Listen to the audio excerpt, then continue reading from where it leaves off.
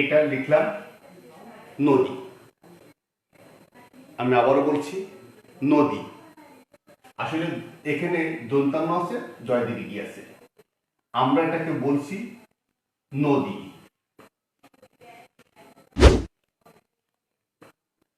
এটাই উচ্চারণ। এখানে দন্তনায়কার নাই, কিন্তু উচ্চারণের সময় চলে আসছে। কেন আসছে, কিভাবে আসছে, নিয়মটা কি, এটাই আলোচনার বিষয়। এখন একটা বিষয় লক্ষ্য করো যে এই নদী আর এই নদী, এখানে আছে দীর্ঘিকার, এখানে হস্যিকার, এখানে দন্তনায় ওকার নাই, এখানে ওকার হয়েছে। কেন হলো? তা উচ্চারণে আমি আগে কিছু নিয়ম দেবো। এই নিয়মটা অনুসরণ করার পরে আমি এক এক করে নিয়মগুলো আলোচনা করব। দেখো, আমরা এখানে লেখা দেখি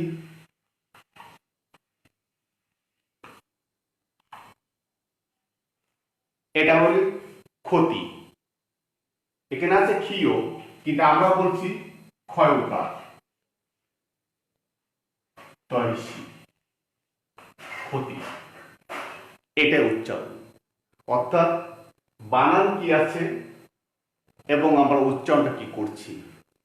আমরা সবাই পড়ি, এটা চরম সত্য যে যারা আমরা এসএসসি পাস করছি, এইচএসসি পাস করছি, অনার্স করছি, এমএ করছি, কিন্তু যখন আমরা বাংলা পড়ি অনেক ভুল পড়ি। যেমন আমি আজকে আরেকটা আমরা ওয়ার্ড দেখব। এখানে দেখো,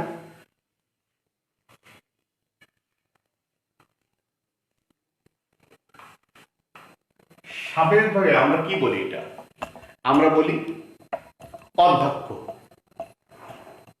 এটা বড় ছোট সবাই বলি অধ্যক্ষ। আসলে এটা তো অধ্যক্ষ নয়, উচ্চারণটা আমরা ভুল করি। এখানে উচ্চারণ যারা হওয়া উচিত সেটা হচ্ছে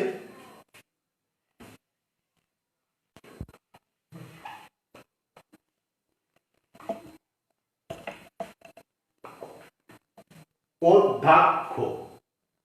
উচ্চারণটা কি করলাম দেখো, এখানে লেখা আমরা বলি অধ্যক্ষ, আসলে এটা অধ্যক্ষ নয়। এখানে অ এসছে, এখানে ও এসছে, এখানে ধজা বলা আছে, এখানে ধ দ দুটো শব্দ বর্ণ এখানে এসছে, ক্ষীয় এসছে, কখ এসছে, অধ্যক্ষ। তাহলে এটা কি জন্য আসলো? আমরা কিন্তু কেউ বলি না যে অধ্যক্ষ। অধ্যক্ষটা কি, কেন আসলো, এটা আমাদের জানার বিষয়। এখন আমরা যে বিষয়টা শিখব যে উচ্চারণটা কি। উচ্চারণ স্থান অনুযায়ী বিভিন্ন নামকরণ করা হয় আমাদের। যেমন এখানে আছে দন্তান্ন, একটা আছে মূর্ধন্য, আবার আছে দন্তস্ব, মূর্ধন্য, তাহলে অবশ্য তিনটি স আছে। যদি আমরা বলি উচ্চারণ করলাম মন, যতক্ষণ না লিখে দেখাবো মূর্ধন্য মন না মূর্ধন্য মন, আমরা বুঝতে পারবো না কি লিখে দেখাতে হয়। এখানে বললাম কি মন, মন, আর মন। তাহলে আমরা যখন মুখে উচ্চারণ করছি মন, তখন আমরা দন্তান্ন দিচ্ছি না মূর্ধন্য দিচ্ছি বুঝতে পারি না, লেখার পরে আমরা বুঝতে পারি। তাই উচ্চারণের কিছু নিয়ম আছে, সেই নিয়মগুলো আমি এখন দেবো। যদি বলি শাপলা, এখন শাপলা মানে আমরা জানি তালবস্যা ওদের শুরু হয়, কিন্তু যদি কেউ বলে দন্তস্ব, তালবস্যা না মূর্ধন্য স, কোন স প্রথমে আসলো মুখে শুনলে ওটা বোঝা যায় না, ততক্ষণ আমরা লিখে না দেখায়। তাই আমরা একটা লিখা শব্দ মুখে যেটা উচ্চারণ করি সেটাকে বানান করে লিখে দেখানোর নামটা হচ্ছে উচ্চারণ, যে আমরা এটা এইভাবে উচ্চারণ করি। এখন এখন দেখা যাক আমরা কোন শব্দগুলো বা কোন বর্ণগুলো কিভাবে উচ্চারণ করি। উচ্চারণের সময় প্রত্যেকটা হরস্বর দীর্ঘস্বর আমাদের চিহ্নিত করতে হয়, দন্তান্ন মূর্ধন্য চিহ্নিত করতে হয়, তিনটি স্বর তালবস্য, দন্তস্ব আর মূর্ধন্য এই তিনটি স চিহ্নিত করতে হয়। এগুলো আমরা দেখাবো। যেমন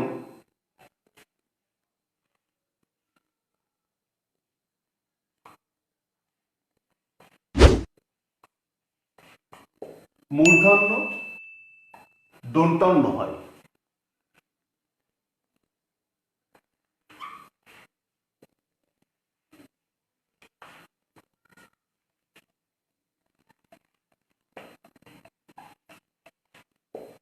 তিনটি স যখন আসে তালবস্য হয়। ব্যতিক্রমগুলো আমি একটু পরে দেখাচ্ছি।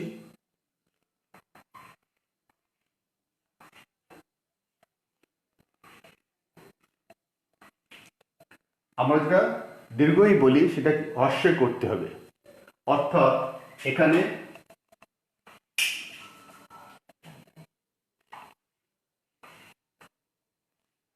কারের বেলাও একই নিয়ম আসতে হবে।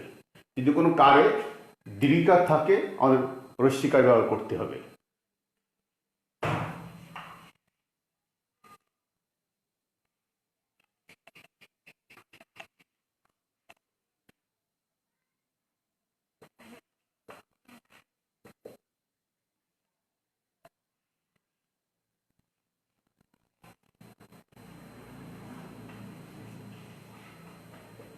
এখানে দেখো দীর্ঘটা হস্যি হবে। এবার আমরা কিছু উদাহরণ দেখি। উদাহরণ দেখলে আমরা কিছুটা বুঝতে পারবো। যেমন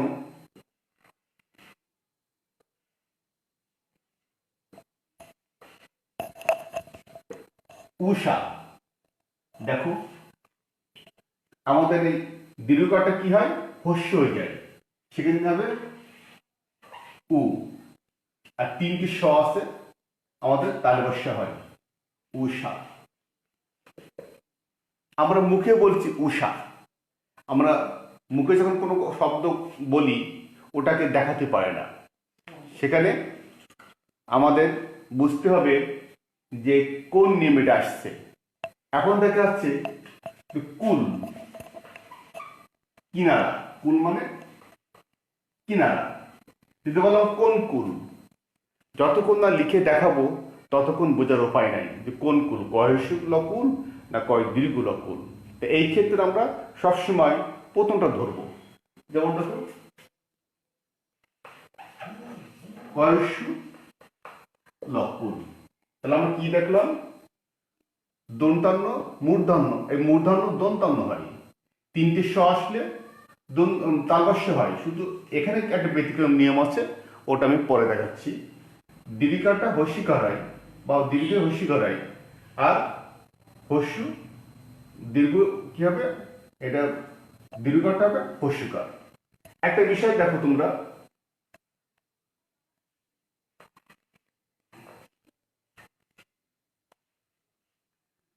আমরা লেখা পড়ছি দেখছি ইগল, লেখাটা কি হচ্ছে ইগল। যখন এটা উচ্চারণ লিখবো তখন এটা হবে কি, দীর্ঘ কি হবে হস্যই। দেখো ই, গোল, গোল বানটা কি, গয়কর ল গোল, ইগল। এই মেন বিষয় হচ্ছে যে কি আমরা মুখ দিয়ে আলোচনা করছি বা কি আওয়াজটা করছি, ওই আওয়াজটা লিখে দেখাতে হবে। ই গোল, দীর্ঘটা কি হচ্ছে রস্য হচ্ছে, আর গয়কর ল গোল হচ্ছে। এখানে আমরা একটা হলন দিয়েছি, এখানে একটা হলন দিয়েছি।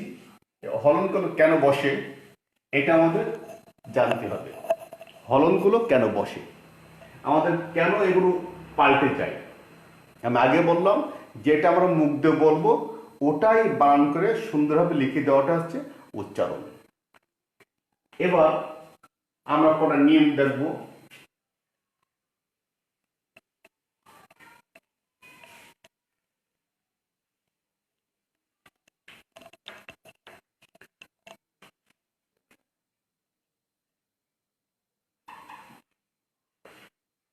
অ,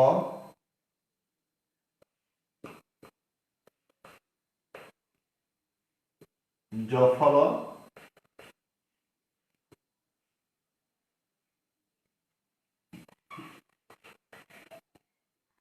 কিউ।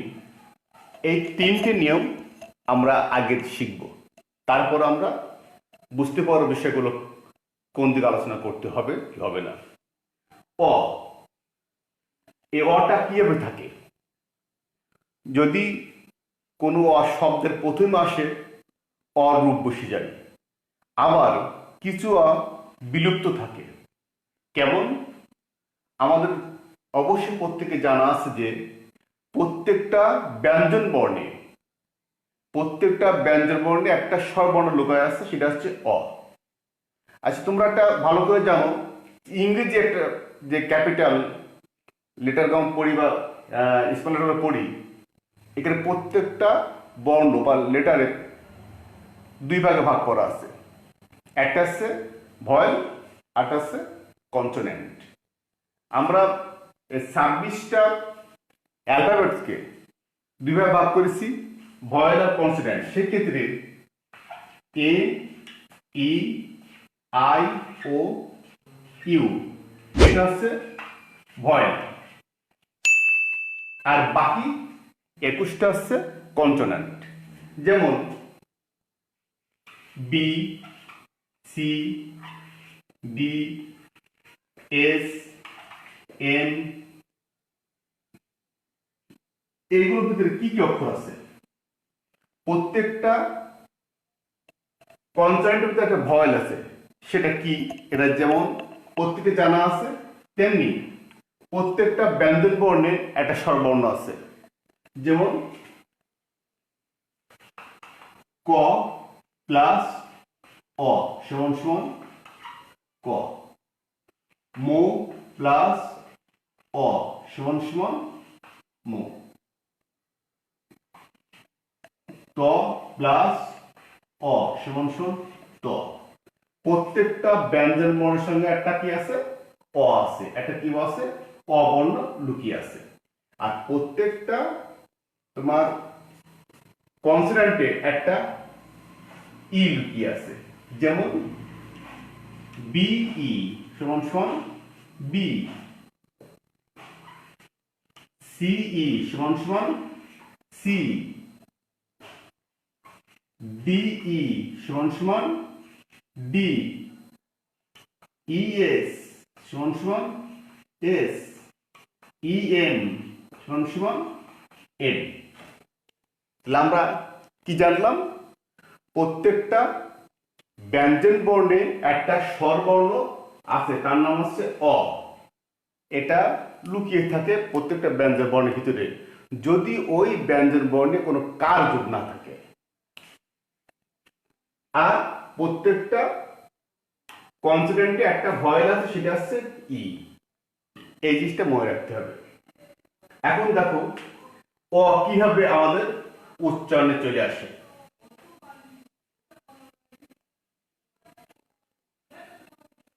অ এর নিয়ম,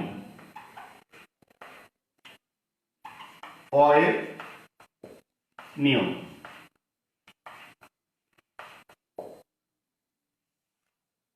এক, বেশগুলো মুছে দিই।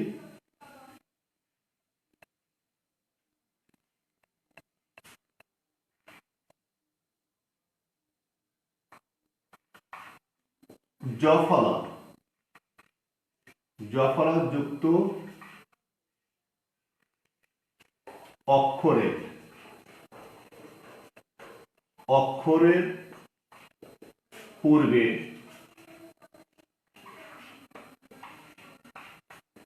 অটা, পূর্বে অটা ও উচ্চারিত হয়।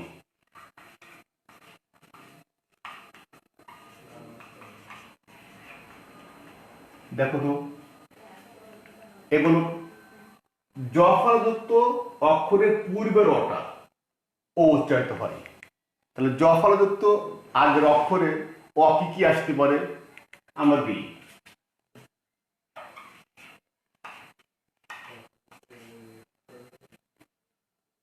যেমন জফলাযুক্ত অক্ষর দ জফলা, এর আগে কি আছে? একটা অ আছে, তাহলে কি হবে? এটা ও। আমরা জফলা নিয়মটা এখন আসিনি, শুধু অর নিয়মটা আসলাম, অটা গেছে ও, আমরা এটা বলি কি অদ্য বই না, আমরা বলি অদ্য, অদ্য, অদ্য। দেখো যখন আগের অটা ও হয়ে গেছে, এটা সবসময় ও উচ্চারিত হয়। এবার দেখো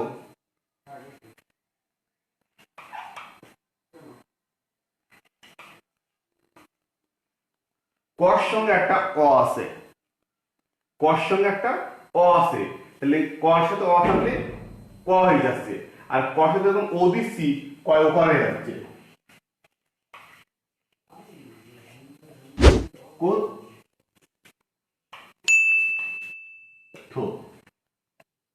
দেখো কর সাথে যে অটা ছিল ওটা ওকারে পরিণত হয়েছে।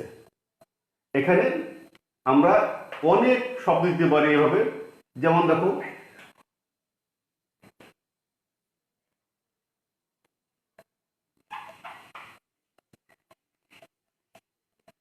ল, ল সঙ্গে একটা অ আছে, তাহলে যুক্ত অক্ষরে আগে যে অটা আছে, ল সঙ্গে অটা আছে ওটা ও হয়ে যাবে, তাহলে কি আছে আমাদের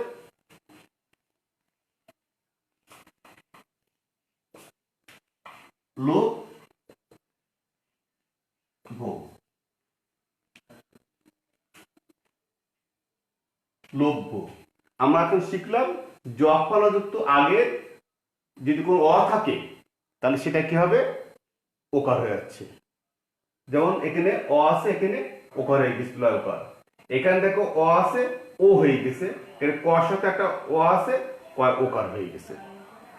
এবার আমরা কিছু শিখবো যে অ সরাসরি আসবে না, কিন্তু আবার অর পর আটা সর্বর্ণ আসবে, সেগুলো কিভাবে উচ্চারণ করতে হবে সেটা শিখবো। আমরা 2 নম্বর নিয়মে যাই।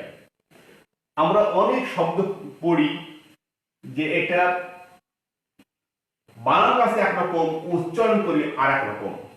কেন হয় এটা? নিশ্চয় কোনো নিয়ম হয়, নিয়ম ছাড়া কিছু চলে না, ব্যতিক্রম সব জায়গায় থাকে, তারপরও আমরা দেখি সব কিছুই একটা নির্দিষ্ট নিয়মে চলে, ভাষাও তার নির্দিষ্ট গতিতে চলে নিয়মের মাধ্যমে। যেমন যদি আমরা বলি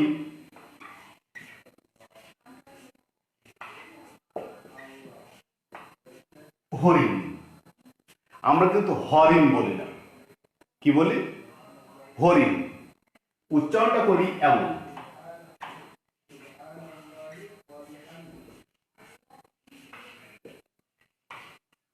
হরিণ।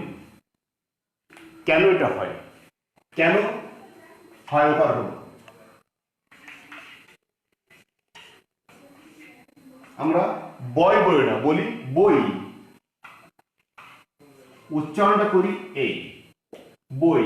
কেন বয় ওকার হল, কেন হরিণ ভয়কর আসছে, কেন বইটা লেখা থাকছে বই বহাস্যই, আমরা কেন বই বলছি, কেন দেখো আছে মধু, আমরা মধু বলি না, মো আছে তাহলে মধু বলি, ময় ওকার দিই মো ধু, এটা বলি। কেন বলি? নিশ্চয় কোন নিয়ম আছে, খুব সহজ একটা নিয়ম, কিন্তু যদি আমরা একটু চেষ্টা করি, অনেক উদাহরণ লক্ষ্য করি, তাহলে আমরা এক এক করে শিখতে পারি। তোমরা যখন পড়বে কেন এটা হচ্ছে দেখবে এক এক রুলে অনেক নিয়ম চলে আসছে, যেগুলো আমরা নিজেরা শিখতে পারি। এখানে খুব সহজ একটা নিয়ম আছে, অ এর পরে, অ এর পরে হ সঙ্গে একটা অ আছে, বর সঙ্গে একটা অ আছে, মোর সঙ্গে একটা অ আছে। অ এর পরে নিয়ম, অ এর পরে হস্যই দীর্ঘই হস্য দীর্ঘ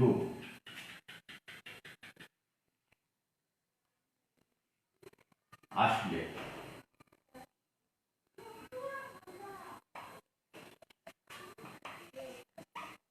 অটা ও এর মতো উচ্চারিত হয়।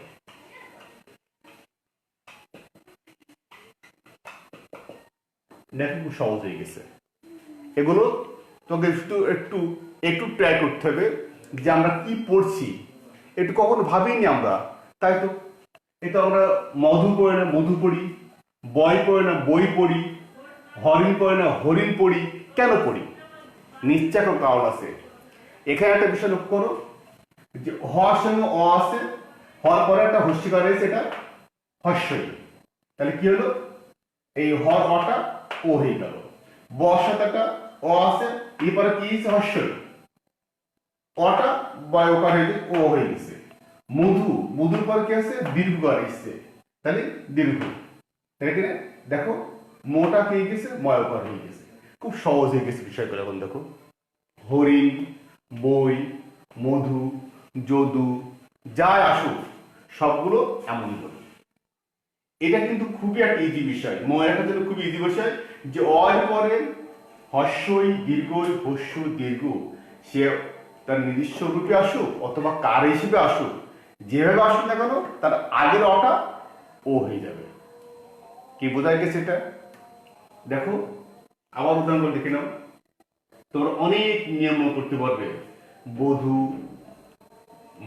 মধু, বই, বউ, হরিণ, সবগুলোই একই নিয়ম।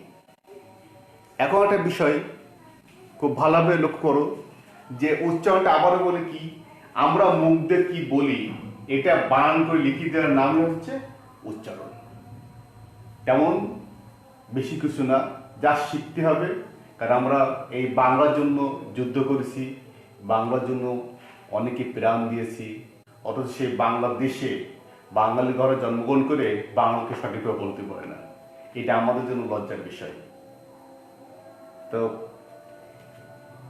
এখন আমি শেষ করছি। তোমরা সবাই ভালো থাকো, সুস্থ থাকো।